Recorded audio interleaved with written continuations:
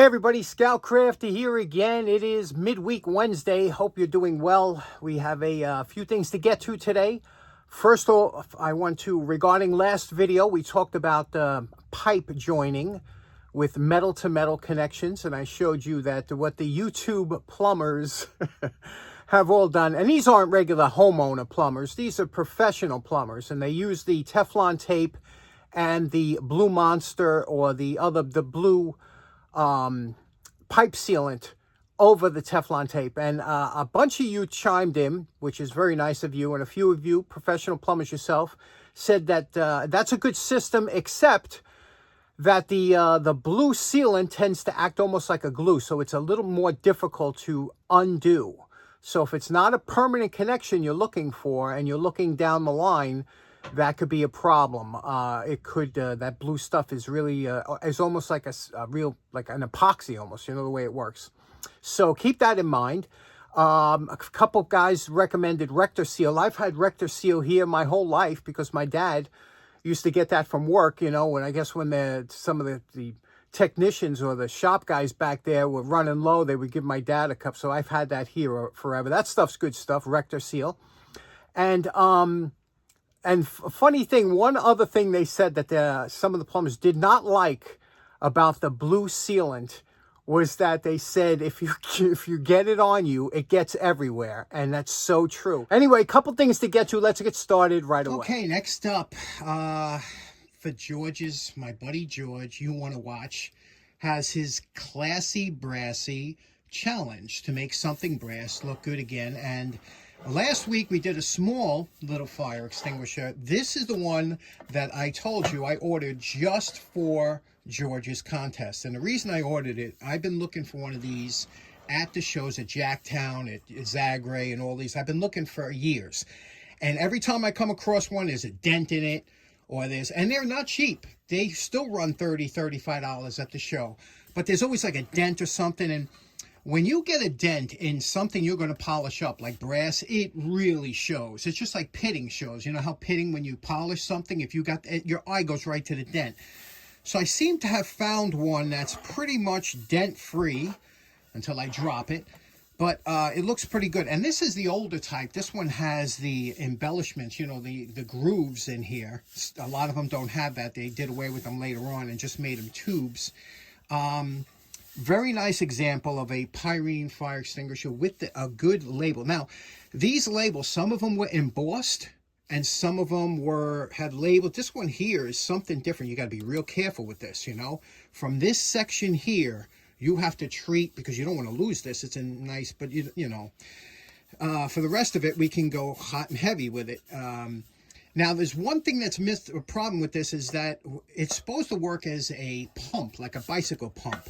Okay, there was a little plug that went here. I'm going to try and get another one. It was a little threaded plug that went in there. And then what you would do is, when this was full, you would turn this to the left, right? Yeah, to the left. And then you would pump it like a bicycle. Now, this is stuck in there. And I think it's because it's rusted shut. It's all it is. It's a sleeve, like a regular bicycle pump. So the first thing before we start trying to polish this out is I'm going to fill this with hot soapy water and see if I can't loosen this up. That'll work. Okay, using some heat and a little 50-50. I filled it with water. That didn't do it, but the 50-50 around here and some heat, and I was able to spin it a little bit. And see, this is the way it looks when it's locked. See how it kind of catches under that lip? That's locked. And then when you undo this, it pops up, and now it works like a regular pump. Will it work? I'm sure the rubber is gaskets, so I'm going to fill it with water and see if it'll spray. Now, surprisingly enough, it does work. And I'll show you now. You pull it back like this, and you can see my hand slipping here. You can see how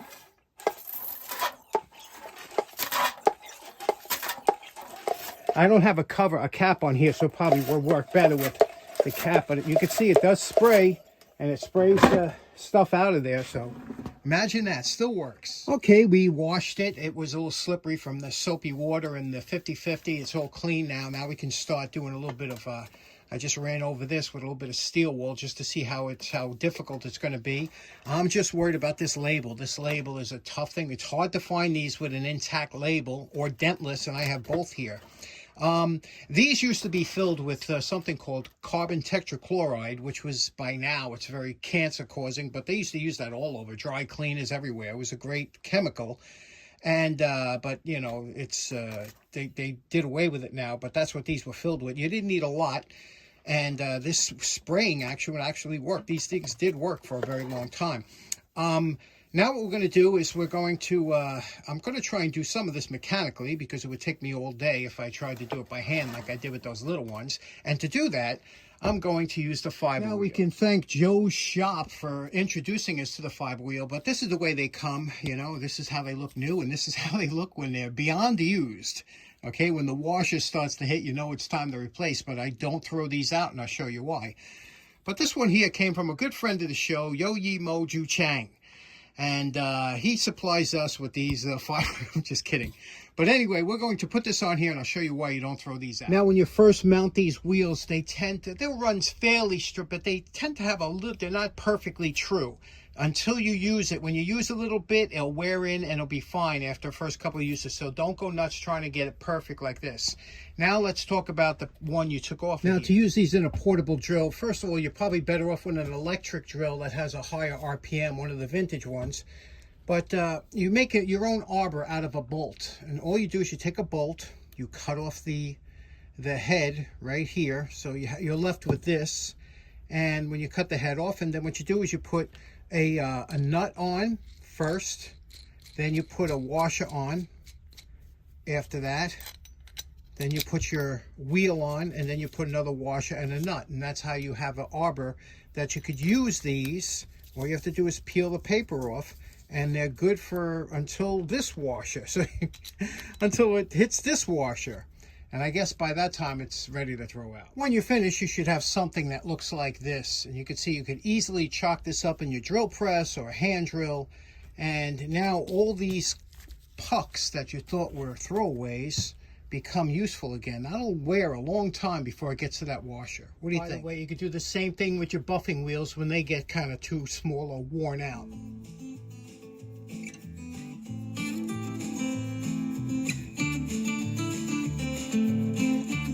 Okay, here we go. This is an hour on the fiber wheel. Just the fiber wheel, no polish, nothing like that. Looks nice, doesn't it?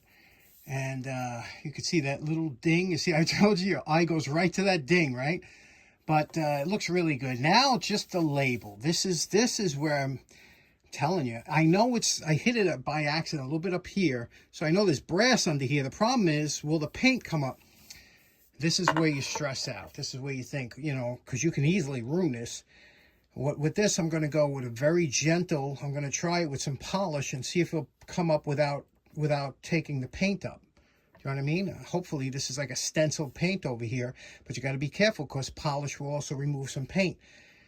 This is where the stress comes in. This is what normally you could leave it like this. I don't know. I got to sit on it. Be back.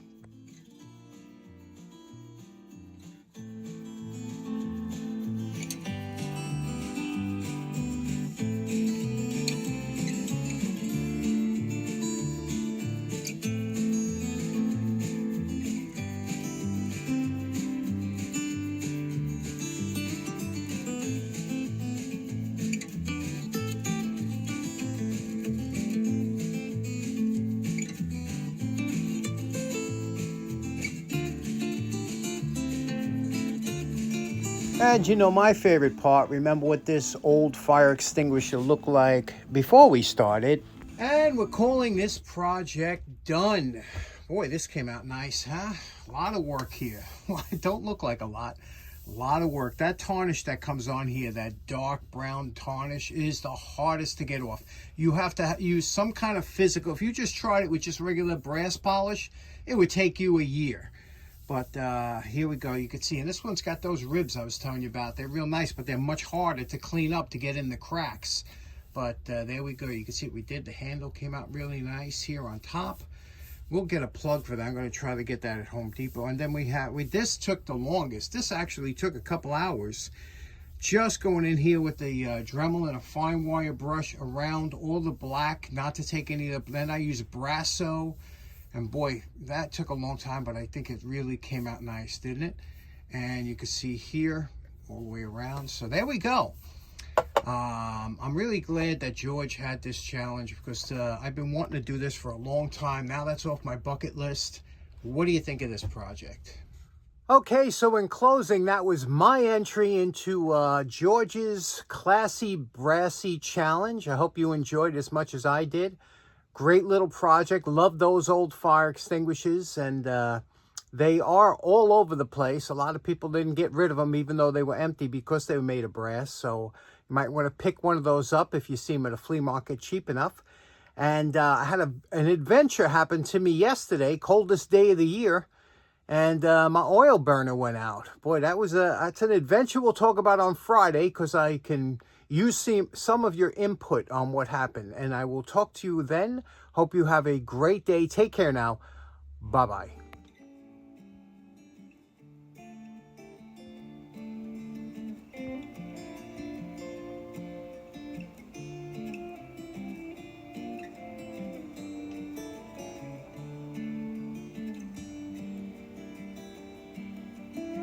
But this one here came from a good friend of the show, Yo Yi Moju Chang. And